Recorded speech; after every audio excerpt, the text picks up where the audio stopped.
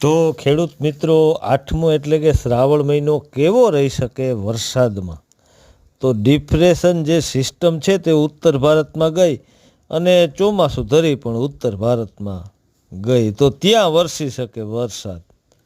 અને પશ્ચિમ સૌરાષ્ટ્રમાં જો ટ્રમ્પ લંબાણો પણ રણમાંથી આવતા કોરા ધાકડ પવનોએ વાદળોને વરસતા રોકી લીધા. હવે તે હવાનું દબાણ 1-2 દિવસમાં નબળું પડશે તો આવી શકે રેડા ઝાપટા. 2-3 તારીખમાં શક્યતા ઊભી થાય છે.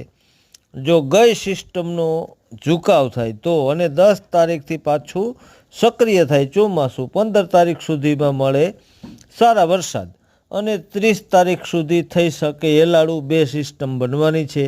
બંગાળની ખાડીમાં 4 તારીખે બનશે સિસ્ટમ. આ સિસ્ટમનો માર્ગ પણ નીચે હશે અને ગુજરાતને આપી શકે સારા વરસાદ.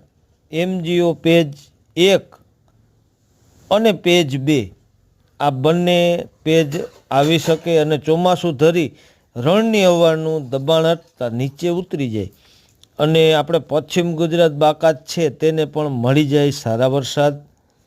અને ખેડૂત મિત્રો, શિવની ભક્તિમાં પ્રાર્થના કરી લઈ કે સારો વરસાદ આવી જાય.